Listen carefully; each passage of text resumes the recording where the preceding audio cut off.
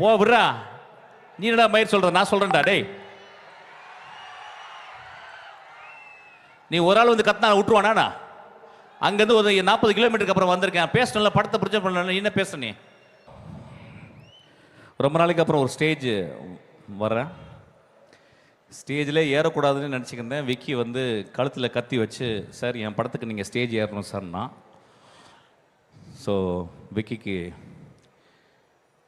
எப்படி சொல்கிறது, I am so happy to be on the stage and இது this being a Vicky stage. இந்த படம் ஆரம்பித்ததுலேருந்து விக்கிக்கு ஒவ்வொரு படிக்கட்டுலையும் பிரச்சனைகள் இருந்துக்கிட்டே இருந்துச்சு. படத்தை ஃபிக்ஸ் பண்ணுற ப்ரொடியூசர்லேருந்து, அதுக்கப்புறம் படத்தை ஃபிக்ஸ் பண்ணி, அதுக்கப்புறம் காஸ்டிங்க என்கிட்ட வந்து கேட்டான், நான் நடிங்க நான் சொன்னேன். அப்புறம் நான் வந்து ரொம்ப ப்ரொஃபஷ்னலாக ஒரு ஃபீஸ் சொன்னேன் இல்லைண்ணா என்னால் பண்ண முடியாது, நான் மன்னிச்சிக்கங்க நான் சொன்னேன். நோ ப்ராப்ளம்டா அப்படின்னு சீமான் சார் வந்து நடித்தார். அதுக்கப்புறம் ரிலீஸ் பிளான் பண்ணாங்க. அதுக்கப்புறம் டேட்டு ஒரு 4 டேட்டு மாற்றி, நேற்று லான்ச் ஈவெண்ட்டில் வந்து ஒரு பெரிய மழை வந்து, I think Vicky has gone through ஒரு லாங், எப்படி சொல்கிறது, ஒரு கைண்ட் ஆஃப் சஃபரிங் தான். But Vicky, all this suffering will pay for you. This is going to be a biggest hit actually. Vicky நான் வந்து என்னை அறிமுகப்படுத்தினது வந்து ராம் தான். நான் இங்கே வந்து ராம் பார்த்தோன்னே ரொம்ப சந்தோஷமாயிட்டேன். ராம் நான் எப்போ பார்த்தாலும் நான் சந்தோஷமாகிற ஒரு மனுஷன். என் லைஃப்பில் நான் சினிமாவில் மோஸ்ட் டேரக்டர்ஸ்னு ஒரு 2-3 பேர் சொல்லுவேன் தமிழ் சினிமாவில். I think he will be the ஃபஸ்ட்டுன்னு நினைக்கிறேன் ஆக்சுவலாக. So I am so proud to be here actually. விக்கியை வாழ்த்துருக்கு. ஏன்னா விக்கிக்கும் ராமுக்கும் ஒரு பெரிய இன்டிமேட்டான ஒரு ஃப்ரெண்ட்ஷிப்பு. ராம் எங்கே போனாலும் விக்கியை பற்றி ரொம்ப உயர்வாகவும், தங்கச்சியை பற்றி அவ்வளோ எப்பயுமே பேசுவான். என்ன ஆஃபீஸில் வந்து பேசுவான். ஸோ விக்கி ஒரு மர்மமாகவே இருந்தான். அதுக்கப்புறம் விக்கி வீட்டுக்கு கூப்பிட்டு போயிட்டு விக்கியை பார்க்கும்போது, விக்கி ஒரு 6 அடியில் இருக்க ஒரு குழந்தை ஆக்சுவலி. ரொம்ப ரொம்ப இன்னசென்ட்டான person basically. But is not ignorant, is very innocent. டேய் சும்மா இருங்கடா, ஏன்டா? ஓகே இங்கே வந்து பேசுதா, வாடா. ரெடி. ஓகே. என்னப்பா, யாரோ ஒருத்தர் பேச, என்ன அவனை கூப்பிடுங்களேன்ப்பா, என்னப்பா? ஓகே. ஸோ ரொம்ப ஒரு நுட்பமான பையன் விக்கி. நிறைய பேருக்கு தெரியுமான்னு தெரில. விக்கி பேசிக்கலி அவன் லைஃப் ஆரம்பித்தது வந்து is a musician actually. Basically அவன் ஒரு பெர்கஷனிஸ்ட், ட்ரம்மர். அப்புறம் வந்து பாடல்கள் எழுதுறதுல ரொம்ப ஆசை. ஸோ அவன் வந்து ஒரு சின்ன கவிஞன் தான் அவன் ஆக்சுவலாக. பாடலாசிரியர் சொல்ல மாட்டேன், கவிஞன் சொல்லுவான். இந்த உலகத்தை பார்த்து வியக்கிற, உலகத்தை நேசிக்கிற, உலகத்தில் எப்பொழுதுமே ஒரு பூக்களாக திரியக்கூடிய அந்த கவிஞர்களில் அவனும் ஒருத்தன் ஆக்சுவலாக. இந்த படத்தில் எல்லா பாட்டும் அவனை எழுதியிருக்கான். ஒரு டைரக்டர் ஒரு படத்தில் பாட்டு எழுதுறாருன்னா அந்த படத்தை நேசிக்காமல், அந்த படத்தை சின்சியராக அதை மனசில் வச்சு பூஜிக்காமல் எழுத முடியாது. ஸோ எனக்கு ரொம்ப ஆச்சரியம், விக்கி வந்து ஆல்வேஸ் வேறு படங்களில் கூட போய் எழுதுவான் ஆக்சுவலாக. ஸோ இந்த படத்தை ரொம்ப கஷ்டப்பட்டு தான் விக்கி பண்ணியிருக்கான். என்ன ஆச்சரியம்னா, விக்கி வந்து அவனுடைய 4-5 படங்கள் வந்து நல்ல பெரிய லெவலில் ரீச் ஆகி இந்த படத்தில் இவ்வளோ கஷ்டம். அதுக்கு எக்ஸாம்பிள் எப்படி எடுனா, நான் 3 படங்கள் வெற்றி படங்கள் கொடுத்து என்னுடைய கடைசி படம் பிசாசு 6 வருஷம் ஆச்சு. அதுக்கப்புறம் இப்போ ட்ரெயின் 2.5 வருஷம் ஆச்சு. ஸோ இப்போ இதெல்லாம் என்ன சொல்லிக் கொடுக்குது அப்படின்னா வந்து, ராமுக்கு ஒரு 1.5 வருஷம் 2 வருஷமாக ஒரு படம் இருக்குது. என்னென்னா, இந்த சினிமா வந்து ரொம்ப ஒரு பெரிய மலை, உயரமான மலை, செங்குத்தாக ஏற வேண்டிய ஒரு மலை. அது ரொம்ப ஈஸியாக சினிமா வந்து கடந்துட முடியாது. அது எல்லா பெரிய மாஸ்டர்ஸ்க்கும், பெரிய ஜாம்பவானர்களுக்கும் சினிமா வந்து எப்பயுமே சேலஞ்சிங்காக இருக்குது. அதனால தான் சினிமா ரொம்ப உயர்வாக இருக்குது, சினிமா ரொம்ப இன்ட்ரெஸ்டிங்காக இருக்குது. So Vicky, we don't need to worry about that. நான் விக்கிட்ட 2 டேஸ் முன்னால் வந்து என்னை வந்து பார்க்க வந்தான் டப்பிங்கில். வந்து அண்ணாட்ட எப்படி கேட்குறது, நான் வந்து என்னுடைய லான்ச்சுக்கு நீங்கள் வரணும் அப்படின்னு சொல்லிட்டு நான் அதை புரிஞ்சுக்கிட்டேன். நான் இல்லைட விக்கி நான் வரேன்டா. என்னடா அது உனக்கு வராமல் யாரா? ஒரு சினிமாவில் வந்து இந்த மாதிரி மேடையில் தான் வந்து பேசி தான் செத்து போகணும் ஆக்சுவலாக. சினிமாவோட இதை விட என்ன இருக்குது ஆக்சுவலாக. So I'm being very proud இங்கே வந்து நின்றதுக்கு. இந்த படத்தில் நான் ஒரு சின்ன ரோல் பண்ணியிருக்கேன். விக்கி வந்து I think he loved me so much நினைக்கிறேன், or he loves me so much. ஆனால் நீங்கள் வந்து ஒரு ரோல் பண்ணுங்க அப்படின்னா நான் வந்து பண்ணினேன் ஆக்சுவலாக. இந்த படமே அவனுடைய விக்கி வாழ்க்கையை பார்க்குற விதம் தான் அந்த படம். விக்கி என்றைக்குமே he belongs to future, he never belongs to present. Actually லைஃப்பை எப்படி இருக்கிறது, எப்படி பார்க்கலாம், எப்படி இருக்கலாம், நாளைக்கு எப்படி இருக்கலாம். அவன் வீட்டுக்கு போனீங்கன்னா ஒவ்வொரு பொருளையும் வந்து ஹேண்ட் பிக் பண்ணியிருப்பான். ஒரு சின்ன கிளாஸ் கொடுத்தா கூட, அந்த குடிக்கிற தண்ணி கொடுத்தா கூட அந்த கிளாஸ் வந்து ஹேண்ட் பிக் பண்ணியிருப்பான். ஸோ ரொம்ப ஈஸ்தட்டிக்கலாக வாழக்கூடிய ஒரு பையன். இந்த படமும் அப்படி தான் உங்களுக்கு வந்து ஹேண்ட் பிக் பண்ணி நிறைய விஷயங்களை கொண்டாந்து உங்களுக்கு கொடுத்துருக்கான். ஸோ இந்த படத்தை நீங்கள் போய் பார்க்கணும். நீ பார்த்துட்டு அதுக்கப்புறம் வர்டிக் கொடுங்க. But it's a very wonderful எக்ஸ்பீரியன்ஸாக இருக்கும். நான் வந்து முழு படம் பார்க்கல, பாதி படம் பார்த்தேன். அதில் வந்து அவனுடைய விஷன் வந்து ரொம்ப இன்ட்ரெஸ்டிங்காக இருந்துச்சு. I hope this movie will be a biggest hit for Vicky. I hope I sincerely hope and pray for him actually. அதுக்கப்புறம் எப்படி சொல்கிறது, ஓகே தம்பி அப்புறமால பேசலாம். அதுக்கப்புறம் லிட்டில் மாஸ்டர் உட்காந்துருக்கான் பக்கத்தில், நம்ம மியூசிக் டைரக்டர். இன்றைக்கி வரும்போது கேட்டேன் அந்த பாட்டு, தீமா தீமா கேட்டேன். ரொம்ப பியூட்டிஃபுல்லாக இருந்துச்சு. தீமா தீமா தீமா தீமா தீமா தீமா. சூப்பர் பாட்டு, கிளாப் பண்ணுங்க. அட்டகாசமான பாட்டு. என்னன்னா ரெண்டு பெரிய தலைங்க இருக்கு, ஒன்று இளையராஜா, இன்னொன்று வந்து ஏஆர் ரஹ்மான். அது நடுவில் ஒருத்தன் வந்து இந்த மாதிரி ஒரு பாட்டு போகிறான்னா ஒரு மாஸ்டர். ஆக்சுவலாக எல்லா காலகட்டத்திலையும் ஒரு மாஸ்டர் வந்துக்கிட்டே இருக்காங்க sir. But I think this time is actually we have to invent and discover this great master. Actually I think it's a beautiful நல்ல பாட்டு. அது வந்து ஐ திங்க் சங்கராபரணம் தேஷில் வருதுன்னு நினைக்கிறேன் அந்த பாட்டு. நான் காலையில் ப்ளே பண்ணேன் அந்த பாட்டை, பாடிக்கிட்டே ப்ளே பண்ணேன். எனக்கு ரொம்ப பியூட்டிஃபுல்லான சாங் அது. ரொம்ப அப்புறமா கடைசி பாட்டு எனக்கு ரொம்ப பிடிச்சிது, அந்த அந்த சோகமான பாட்டு. பியூட்டிஃபுல்லி என்னன்னா ஒவ்வொரு பீரியட்லேயும் ஒரு மியூசிக் டைரக்டர், ஒரு சிறந்த மியூசிக் டைரக்டர் நம்ம என் பாட்டை என்னை எப்படி கேட்குறவங்களுக்கு நான் எப்படி கொடுக்கணுங்கிறக்க அவன் ஒரு சஃபர் பண்ணுறான்ல, சஃபர் பண்ணி டியூன் பண்ணுவான். நான் ராஜா சார் போகும்போது உட்காரும்போது அவர் சும்மா அவர் பண்ண மாட்டார், சஃபர் பண்ணுவார். நீங்கள் ஏஆர் ரஹ்மானுடைய பாட்டை நீங்கள் கேட்டிங்கன்னா அவருடைய சஃபரிங் தெரியும். ஒரு நோட்லேருந்து ஹி வில் ஜம்ப், ஆக்டே விட்டு தள்ளி தள்ளி ஜம்ப் பண்ணி அவர் கண்டுபிடிப்பார். அந்த மாதிரி ஒரு பெரிய சஃபரிங் பண்ணியிருக்கான் ஆக்சுவலாக வந்து. I think is going in a right path. I think is already achieved, but சினிமாவில் அச்சீவ்னு கிடையாது.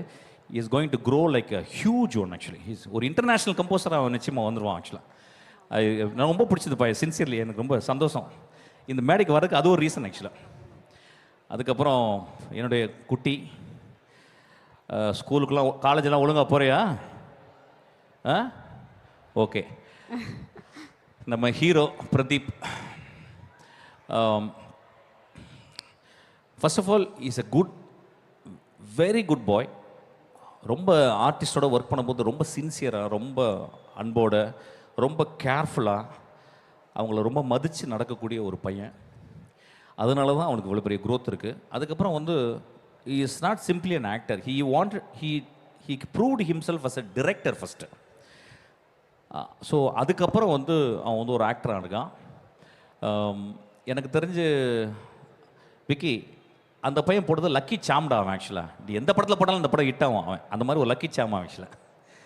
ஸோ இந்த படமும் அவனுக்கு பெரிய, ஆனால் பயங்கரமாக பண்ணியிருக்கான். இப்படி அவன் பேசிக்கலாக அவன் கேரக்டர் எப்படின்னு கேட்டால் இங்கே போகும், கத்தும், அலறும். தமிழ் சினிமாவில் யாராவது ஒருத்தன் சத்தம் போட்டு திட்டம் போது கிளாப் பண்ணுவாங்களா, அவனுக்கு தான் தட்டிருக்காங்க ஆக்சுவலாக. அந்த மாதிரி ஒரு ரொம்ப இன்டென்ஸான ஒரு ஆக்டர் ஆக்சுவலி.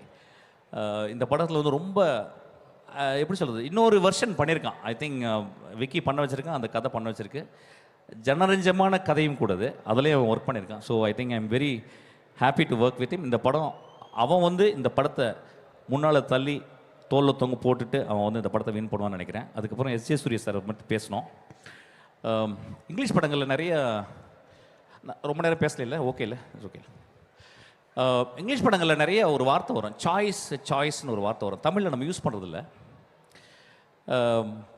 அவர்கிட்ட நிறைய மீட் பண்ணும்போது அவர் ஒரு பெரிய டைரக்டர், ஒரு எக்ஸ்ட்ரானரி கன்செப்ஷன்லாம் பண்ணி நிறைய படங்கள் பண்ணி பெரிய பெரிய ஹீரோஸ்லாம் ஒர்க் பண்ணிவிட்டு அவர் வந்து one day he decides, sir என் லைஃபே நான் ஆக்ட் பண்ணணுன்னு தான் சார் வந்தேன், direction is not my cup of tea sir, நான் வந்து நான் ஆக்ட் பண்ணணும் அப்படி சொல்லிட்டு ஸ்ட்ரகிள் பண்ணி இன்றைக்கி மோஸ்ட் ஒரு ஒரு ஒரு இம்பார்ட்டன்ட் ஆக்டராக தமிழ் சினிமாவில் அவர் இருக்கிறார் ஆக்சுவலாக.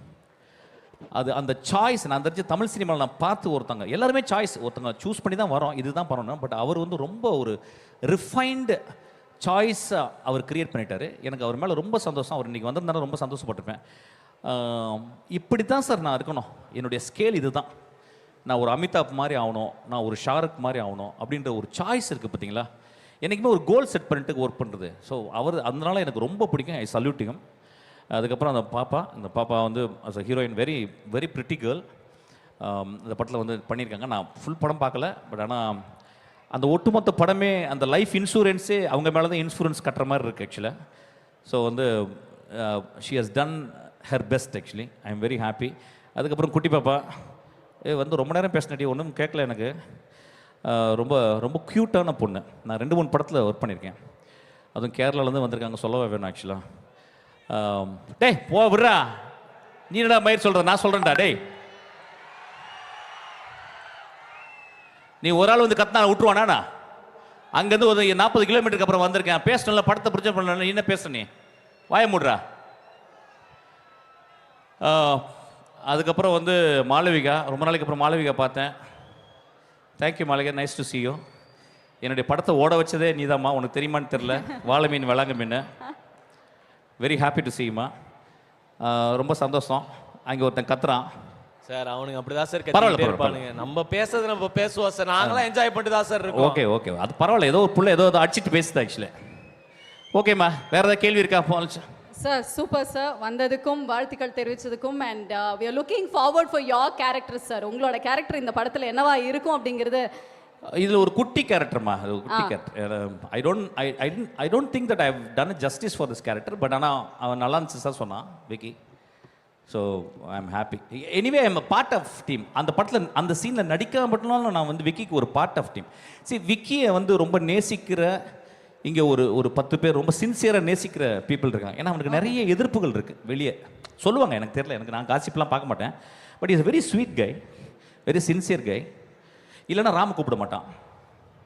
இந்த ப்ரோக்ராம்க்கே ராம் அங்கேருந்து கூப்பிட்டுருக்கான் ஆக்சுவலாக. ஸோ அதில் இல்லைனா ராம் வரமாட்டான். And Ram never recommend actually. So is very sweet guy. So we are all here to take care of you sir. Okay, நீங்கள் வந்தாலே பயங்கர வைபாக இருக்கும், மாஸாக இருக்கும். சூப்பர். எங்களுக்காக ஒரு 2 வரிகள் பாட்டு பாடுறீங்களா? அதுக்காக தான் உங்களோட ஆடியன்ஸ் ஃபேன்ஸ் எல்லாம் பெரிய ஃபேன். அண்ட் வந்து உங்களோட ஆக்டிங்க்கு ஃபேன். இப்போ ரீசன்ட் டேஸ்ல உங்களோட சிங்கிங்க்கு பயங்கரமான ஃபேன். ஆமா சார். என்ன பாய்ஸ் அண்ட் கேர்ள்ஸ் பாட வச்சலாமா சார்? என்ன பாட்டு பாருங்க சார். எப்படி ஒரு குழப்பமான ஒரு பாட்டு. என்ன இளையராஜா பாட்டு தான் பாட முடியும் சார்? இந்த படத்துல இருந்து கூட ஏதாவது ஒரு பாட்டு? இல்லை, இந்த படத்தில் நான் கேட்கல, நான் இன்னைக்கு தான் கேட்டேன். அந்த ஒரு பாட்டு ரொம்ப பிடிச்சது சார். உங்களோட ஃபேவரட் சார், எந்த பூவிலும் வாசம். ஓ அப்படியா? Yes sir. தானன்னே நானே நானே தன்னே நன்னே தன்ன நன்னே தின்னே நன்னே தன்னே நன தன்னே நன தன்னே நன நன்னே. இந்த பூவிலும் வாசம் உண்டு, எந்தன் பாட்டிலும் ராகம் உண்டு. தன்ன நானனா தனனனா தனனனா தனனனா தனனனா தனனனா. Thank you. What a man. Thank you. டேய் தம்பி, சாரிடா டேய். நல்ல மூட்ல வந்தவன ஏதாவது ஏத்தி பின்னால ஏதாவது பண்ணிடுவீங்கடா டேய். Sorry, love you. 2012 பிப்ரவரியிலேருந்து தெரியும். ஸோ 2012 பிப்ரவரி விருகம்பாக்கத்தில் என் ஆஃபீஸ்க்கு வந்த விக்கிக்கும் இன்றைக்கி 2026 இங்கே உட்காந்துருக்கக்கூடிய விக்னேஷ் சிவனுக்கும் இருக்கக்கூடிய அந்த உயரத்தை பார்த்து நான் ரொம்ப சந்தோஷப்படுறேன். ஏன்னா விக்கிக்கு வந்து எதுவுமே உடனே நடக்காது. ஆக்சுவலாக இந்த ஆடியோ லான்ச் வந்து நேற்று வச்சுருந்தாங்கன்னு நினைக்கிறேன். நேற்று மழை வந்துருச்சு மாற்றினாங்க. ஸோ எல்லாத்துக்கும் சுலபமாக நடக்கிறது, விக்கிக்கு மட்டும் வந்து ஒரு பயங்கர கஷ்டப்பட்டு தான் விக்கி எதையுமே அச்சீவ் பண்ணக்கூடிய இடத்துக்கு வரும் அப்படி. ஏன்னா விக்கி யோசிக்கிற கதைகள் அப்படி. இப்போ உங்கள் எடிட்டர் சொல்லிட்டு இருந்தார், வேறு ஏதாவது ஒரு கதையை பண்ணினாலும் முடிச்சுட்டு போயிருக்கலாம். அது ஒரு ஃபியூச்சர்னு வச்சு அதுக்கு ஒவ்வொரு ஷாட்டுக்கும் ஒவ்வொன்று பண்ணணும் வச்சு இந்த படத்துக்கு இவ்வளோ ஒவ்வொரு படத்துலையும் ஏதாவது ஒன்று எக்ஸ்பெரிமெண்ட் பண்ணுறது, தன்னால் இது வரைக்கும் செய்யாத ஒன்றை செய்கிறது, தமிழ் சினிமாவில் யாரும் முயற்சி செய்யாத ஒரு கதை பரப்பில் ஒரு கதையை யோசிக்கிறது, இதுதான் விக்னேஷ் சிவனுடைய அடையாளம். ஆக்சுவலாக எல்லா போராட்டத்துக்கும் காரணம் அதுதான். விக்னேஷ் சிவன் தான்ங்கிற ஒரு அடையாளம் வச்சுருக்காருல. நான் விக்கிட்ட அடிக்கடி சொல்லுவேன், இந்த 3 Idiots மாதிரி, முன்னாபா எம்பிபிஎஸ் மாதிரி, ராஜ்குமார் ஹிரானி மாதிரி படம் எடுக்கக்கூடிய ஒரே இயக்குனர் தமிழில் யாராவது ஒருத்தர் இருக்காருன்னா அது விக்னேஷ் சிவன் தான். ஏன்னா நானூறு ரவுடி தான் கதையை நான் ஒரு 300 தடவை கேட்டிருப்பேன் படம் பண்ணுறதுக்கு முன்னாடி. 300 தடவை கேட்குறப்போ நான் சிரிச்சிருக்கேன். ஆக்சுவலாக அவர் பக்கத்தில் உட்காந்துருக்கு அனிருத் வந்து நானூறு ரவுடி தான் படத்தோட ஹீரோ. ஆனால் அவர் அப்போ ஏன் மிஸ் பண்ணான்னு தெரில, பண்ணல. நானூறு ரவுடி தான் கதையை எனக்கு தெரிஞ்சு தமிழ் சினிமாவில் இருக்கக்கூடிய அன்னைக்கு இருந்த எல்லா ஹீரோட்டையும் விக்கி போய் சொல்லியிருப்பாரு நான் நினைக்கிறேன். ஸோ இந்த இடத்துல விஜய் சேதுபதி பற்றி சொல்லணும்னு நான் நினைக்கிறேன். விக்கி வந்து எல்லாத்தையும் கதை சொல்லிட்டாரு. ஒரு நாள் சொன்னார், சார் ப்ரொடியூசர் அமைஞ்சிச்சு எல்லாம் அமைஞ்சிச்சு ஆனால் ஹீரோ மட்டும் அமையலை அப்படின்னாரு. நான் சொன்னேன் நம்ம விஜய் சேதுபதிட்ட கேட்போம். விக்கி சொன்னார், இல்லை சார் அந்த கதைக்கு அவர் கொஞ்சம் ஒல்லியாக இதுவாக கொஞ்சம் பயப்படுற மாதிரி ஒருத்தர் ராணு ரவுடின்னு சொன்னால் தான் நல்லாயிருக்கும், விஎஸ் சொன்னால் எப்படி இருக்கும்னு. நான் சொன்னேன் அவர் வேணாங்கிறது அவர் சொல்லட்டுமே அப்படின்னு நான் தான் ஃபோன் பண்ணேன். அவர் திண்டுக்கல்ல இருந்தார். சார் நான் போடா போடி பார்த்ததுலேருந்து விக்கியோட படம் படத்துக்கு ரெடியாக இருக்கேன், விக்கி தான் வர மாட்டேங்கிறார் அப்படின்னாரு. ஸோ அப்படி தான் விக்னேஷ் சிவனுக்கு விஜய் சேதுபதி வந்தார். விஜய் சேதுபதி விக்கிக்கு மட்டும் இல்லை, பாலாஜி தரணிதரன், கார்த்திக் சுப்புராஜ், நலன் குமாரசாமின் பல யங் ரைட்டர்ஸ் டைரக்டர்ஸ்க்கு இன்றைக்கி தமிழ் சினிமாவில் ஒரு இடம் கொடுத்தது வந்து விஜய் சேதுபதி. அண்ட் விக்கிக்கு 400 ரவுடி தான்லேருந்து எல்லாமே மாறுச்சு. அனிருத் வந்தார், தங்கமே பாட்டு வந்துச்சு, நயன் வந்தாங்க. ஆக்சுவலாக இந்த படத்தில் பேசக்கூடிய காதல் அன்றைக்கி விக்கிக்கு நடந்துச்சு. காதல் பயங்கர விசித்திரமானது, அழகானது, அதிசயமானது, எப்போ நடக்கும்னு யாருக்கும் தெரியாது. அது டக்குன்னு அடிக்கிற ஒரு மின்னல் மாதிரி வந்துட்டு போயிடும். அந்த மின்னல் வெளிச்சத்தில் டக்குன்னு பார்த்து கையை பிடிச்சோன்னா சேர்ந்துருவோம், இல்லைன்னா சேர மாட்டோம். அப்படி மின்னல் வெளிச்சம் அடித்தப்போ விக்கியும் நயனும் 2 பேர்த்த பார்த்தாங்க, கையை பிடிச்சாங்க, காதல் நடந்துருச்சு. ஸோ நானும் ரவுடி தானும் இந்த படம் கிட்டத்தட்ட ஒன்று தான் நான் சொல்லுவேன். எவ்வளோ ஃப்யூச்சர் போனாலும், எவ்வளோ ஏஐ வந்தாலும், எவ்வளோ ஆப் வந்தாலும், காதல்ங்கிறது ஒரு அழிக்க முடியாத, புரிந்து கொள்ள முடியாத, அறிந்து கொள்ள முடியாத, கட்புலனாகாத அழகான ஒன்று. இன்னும் சொல்ல போனால் பொய்களால் நிறைந்த ஒன்று தான் காதல். தொல்காப்பியர் சொல்லுவார், காதலில் முக்கியமே பொய் பாராட்டல்னு சொல்லி. நேற்று நைட் ஃபுல்லாக ஒன்றை தான் நினச்சிட்டு இருந்தேன், உனக்கு குட் நைட் அனுப்பாமல் நான் தூங்கவே மாட்டேன், எந்திரிச்சு உனக்கு தான் குட் மார்னிங் சொல்கிறேன், இப்படின்னு பல குட்டி குட்டி பொய்களால் நிறைந்த ஒன்று தான் காதல். அந்த குட்டி குட்டி பொய்களை நிஜம் நம்புறதான் காதல். ஆனால் விக்கி சொல்கிறாரு, இவர் வச்சிருக்க ஆப்பில் வந்து யார் பொய் சொன்னாலும் தெரிஞ்சிடும் அப்படிங்கிறார். காதலன் காதலிடம் பொய் சொன்னாலும் சரி, காதலி காதலிடம் பொய் சொன்னாலும் அந்த ஆப் காட்டி கொடுத்துருவோம் அப்படின்னு சொல்கிறாரு. அப்படி காட்டி கொடுத்தா காதல் என்ன ஆகும்?